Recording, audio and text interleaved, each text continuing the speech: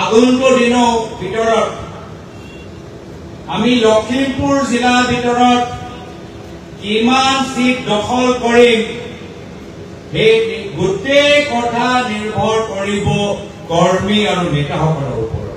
এটাই কথা মই জানো যে লখিমপুৰ জনসাধাৰণৰ হৃদয়ৰ ভিতৰত কংগ্ৰেছ দল সোমাই গৈছে আৰু সফল হৈছে। এটাহে কাৰণ আছে, সকলোৱে একত্ৰিত হৈ কাম কৰে। মই কোনো পৰ্যায়ৰে ক'ব নোৱাৰো যে এটা সিট আমি হাৰিবলৈ যাম, প্ৰতিটো সিট আমি জিকিম, সেইটোৱে আপোনালোকৰ শক্তি। সেইকাৰণে আগন্তুক দিনৰ ভিতৰত আমি লখিমপুৰ জিলাৰ ভিতৰত কিমান সিট দখল কৰিম সেই গোটেই কথা নিৰ্ভৰ কৰিব কৰ্মী আৰু নেতাসকলৰ ওপৰত। আজি তাৰিখত যিমান মই ৰাইজৰ লগত, বুদ্ধিজীৱীসকলৰ লগত, নিৰপেক্ষ মানুহৰ লগত মই যিমান আলোচনা কৰিছো, প্ৰতিটো আলোচনাত এটাই কথা মই জানো যে লখিমপুৰ জনসাধাৰণৰ হৃদয়ৰ ভিতৰত কংগ্ৰেছ দল সোমাই গৈছে আৰু সফল হৈছে। ৰাইজ প্ৰস্তুত আপোনালোকক ভোট দিবলৈ, নৱপ্ৰজন্ম প্ৰস্তুত, মহিলাসকল প্ৰস্তুত, বয়োজ্যেষ্ঠসকল প্ৰস্তুত। এতিয়া কথা হ'ল যে আপোনালোকে একত্ৰিত হ'বলৈ প্ৰস্তুত হৈছে নে নাই? হৈছে নে নাই? কেতিয়াবা কি হয় যে নেতাসকল প্ৰস্তুত,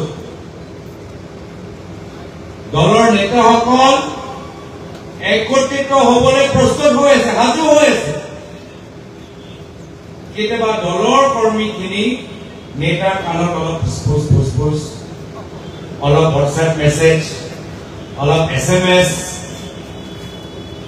আৰু দলৰ কৰ্মীখিনি হেঁচাত কেতিয়াবা এগৰাকী ডাঙৰ ব্যক্তি, পদত থকা ব্যক্তিজনে অলপ গাড়ী ঠিকে চলাই আছিলে, আকৌ বেকাকে চলাবলৈ হ'ল।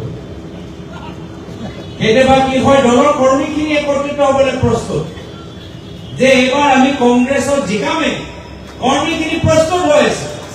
কিন্তু আকৌ কিবা এটা ফোন আহে আৰু কৰ্মীখিনি আমি সকলোৱে একে বাছত বহি আছো, কিছুমানক আমি বাছৰ পৰা নামিবলৈ কৰো। তো সেইকাৰণে লখিমপুৰৰ ভিতৰত ৰাইজৰ মাজত কংগ্ৰেছ দলৰ প্ৰতি ইমান ভাল মনোভাৱ আছে, খুব কম এনেকুৱা জিলা অসমৰ ভিতৰত আছে, খুব কম এনেকুৱা জিলা অসমৰ ভিতৰত আছে সাময়িকভাৱে ৰাইজ কংগ্ৰেছমুখী হৈ আছে।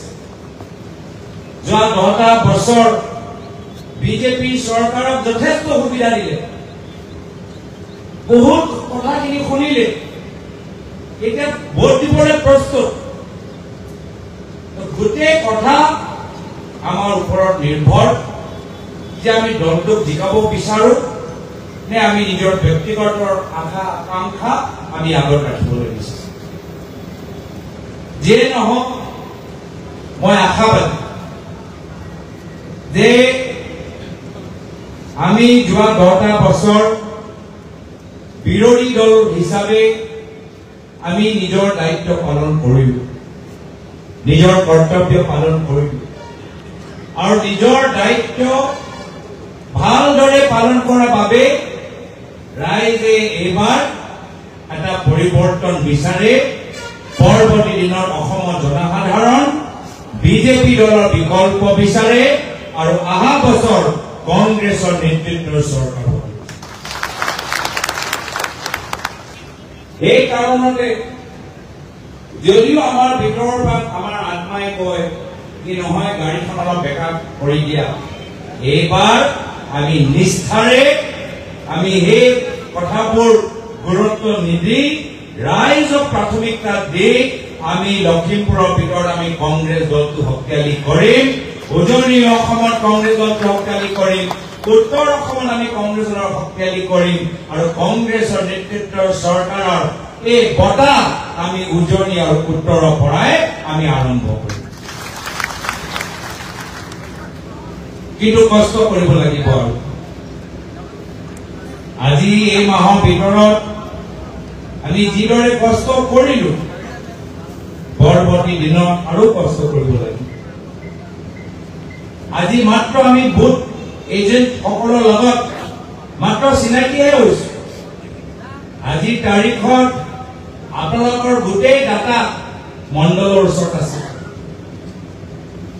মণ্ডল সভাপতি আপোনালোকক চিনি পায়, কিছু পৰ্যায়ত ব্লক সভাপতিসকল আপোনাক চিনি পায়, কিন্তু ৰাহুল ডাঙৰীয়া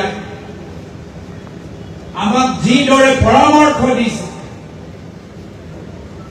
আমি সেই পৰামৰ্শ অনুসৰি আমি ভাবিছো, সিদ্ধান্ত লৈছো যে বুথ এজেন্ট সকলক মাত্ৰ মণ্ডল বা ব্লক সভাপতি চিনাকি হলে নহব, আমাৰ দলৰ কেন্দ্ৰীয় নেতৃত্ব আপোনাৰ লগত আমাৰ এটা ডাইৰেক্ট সম্পৰ্ক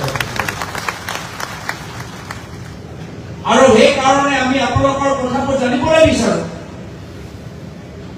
আপোনালোকৰ ঠিকনা আমি জানিবলৈ বিচাৰো, আপোনালোকৰ মোবাইল নম্বৰ আমি ল'বলৈ বিচাৰো, আপোনালোকৰ booth details, polling station details, কোন পৃষ্ঠাত আপোনালোকৰ নাম আছে আমি সেইখিনি জানিবলৈ বিচাৰো, আপোনালোকৰ এপিক কাৰ্ড নম্বৰ আমি জানিবলৈ বিচাৰো। আৰু এই ক্ষেত্ৰত আমাৰ কামখিনি আজিৰ তাৰিখত মই এইটোৱে মন কৰিলো যে লখিমপুৰ জিলা কংগ্ৰেছ সভা সমিতি আন্দোলন ধৰ্ণা যাত্ৰা উদযাপন কৰাত একদম প্ৰথম স্থানত আছিল। অলপ পেপাৰ বক্সৰ কাগজ কলমৰ কামত অলপ আৰু কৰিবলগীয়া আছে। সেইটোৱে মই আশা কৰো যে ইয়াত উপস্থিত থকা প্ৰত্যেক ব্লক মণ্ডল বুথ পৰ্যায় আমাৰ কৰ্মীখিনি জিলা কংগ্ৰেছৰ লগত সহায় কৰি যি ফৰমেট যি ডিটেইলছ প্ৰদেশ কংগ্ৰেছে বিচাৰিছে, ৱৰ ৰুমে বিচাৰিছে, সেই ডিটেইলছবোৰ কম সময়ৰ ভিতৰত আপোনালোকে আমাক আপোনালোকৰ ডিটেইলছ কিয় বিচাৰিছে? প্ৰদেশ কংগ্ৰেছে AICCয়ে আপোনালোকৰ মোবাইল নম্বৰ লৈ কি কৰিব?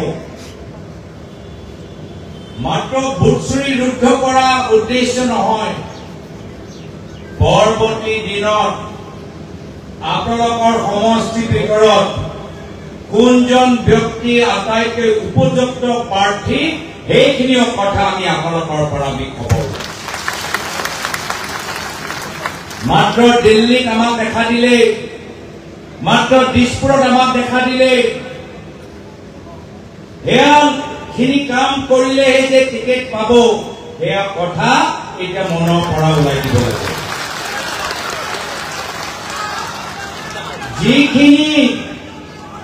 যিখিনি ব্যক্তি যোৱা লোকসভা নিৰ্বাচনত, যোৱা পঞ্চায়ত নিৰ্বাচনত এইখিনি সময়ত যি সাংগঠনিক কামবোৰ কৰি আছো, এই সময়ত ব্লক মণ্ডল বুথ কমিটি গঠনত সহায় কৰিছে, সময় দিছে, পৰামৰ্শ দিছে, সেই সকলোকে আমি দলৰ ফালৰ পৰা আমি সমৰ্থন দিওঁ। তো আপোনালোকক সোধা যাব যে এইজন ব্যক্তি আপোনালোকৰ ওচৰত আহিছেনে? এইজন ব্যক্তি আপোনালোকৰ খবৰ লৈছেনে?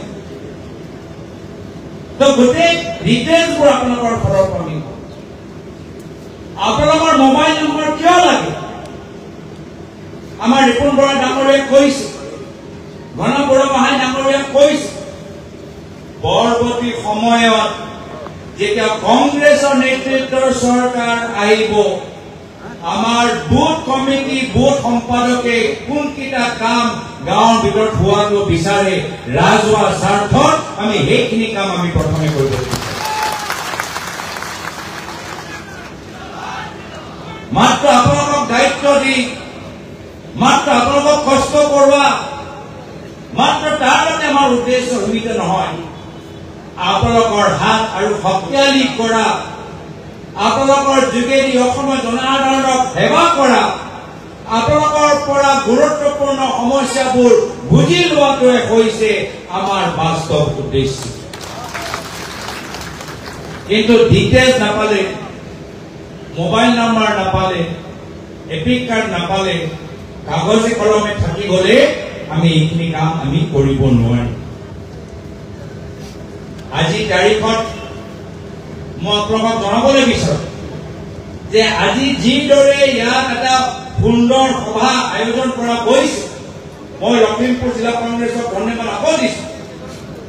কিন্তু আজি তাৰিখত একে এনেধৰণৰ সভা আজি 4খন আৰু জিলাত হৈ আছে। গোলাঘাটত হৈছে, নগাঁৱত হৈছে, কাছাৰত হৈছে, বঙাইগাঁৱত হৈছে। যোৱাকালি যিদৰে তিনিচুকীয়াত এটা ভাল সভা হ'ল, যোৱাকালি 5টা জিলাত আমি একে সময়ত আমি ভালকৈ আমি সভা আয়োজন কৰিবলৈ সক্ষম হৈছো। যোৱাকালি তিনিচুকীয়াত, ধেমাজিত, গুৱাহাটী চিটিত, বৰপেটা আৰু ৱেষ্ট কাৰ্বি আংলঙৰ ভিতৰতো আজি যিদৰে ৰাইজ আমাৰ কৰ্মীখিনি একত্ৰিত হৈছে, যোৱাকালি প্ৰতিটো সভাত আমাৰ বহুত আমাৰ আমাৰ কংগ্ৰেছৰ কৰ্মীসকল ওলাই আহিছে। তো আমাৰ লক্ষ্য যে এই 5 দিনৰ ভিতৰত আমাৰ প্ৰায় 28,000 বুথ কৰ্মীসকলৰ ওচৰত আমাৰ দলৰ কেন্দ্ৰীয় নেতৃত্বৰ বাৰ্তা যাব লাগিব। আৰু মই ভাল পাইছো এটা ভাল খবৰ আপোনালোকৰ যোগেদি আজি আমি অসম কংগ্ৰেছক আমি জনাবলৈ বিচাৰো যে সকলোৱে অৱগত যে অহা 31 তাৰিখে ডিব্ৰুগড়ত আমাৰ এটা বিশাল বুথ কৰ্মী সভা আয়োজন কৰা হ'ব। তাত নিশ্চয় মই আশা কৰিম যে কিছুমান আমাৰ লখিমপুৰ জিলা মানুহবোৰ, ব্লক মণ্ডল মানুহবোৰো তাত উপস্থিত হ'ব। কিন্তু এটা মই খবৰ মই দিবলৈ বিচাৰো, যিসকলে যুৱ কংগ্ৰেছ কৰিছে তেওঁলোকে বেছি ভাল পাব। ইয়াত যুৱ কংগ্ৰেছ কৰা কিমান মানুহবোৰ আছে অলপ হাত ৰাখি দিয়কচোন। মানে যোৱা 10-15 বছৰৰ ভিতৰত কোন কোন যুৱ কংগ্ৰেছ কৰিছে? প্ৰাক্তন যুৱ কংগ্ৰেছ কিমান? ভাল কথা, আপোনালোকক মই জনাই ভাল পাইছো যে অহা 31 তাৰিখে আমাৰ নিখিল ভাৰত কংগ্ৰেছ সমিতিৰ সাধাৰণ সম্পাদক অসমৰ তত্ত্বাৱধায়ক জিতেন্দ্ৰ সিং ডাঙৰীয়া থাকিবই, কিন্তু তেখেতৰ লগত বিশেষ অতিথি হিচাপে আমাৰ ভাৰতৰ প্ৰাক্তন যুৱ কংগ্ৰেছৰ সভাপতি, বৰ্তমান পঞ্জাবৰ প্ৰদেশ কংগ্ৰেছৰ সভাপতি অমৰিন্দৰ ৰাজা বৰিং ডাঙৰীয়া, তেওঁ আমাৰ ডিব্ৰুগড়ত আহি আমাৰ গোটেই আমাৰ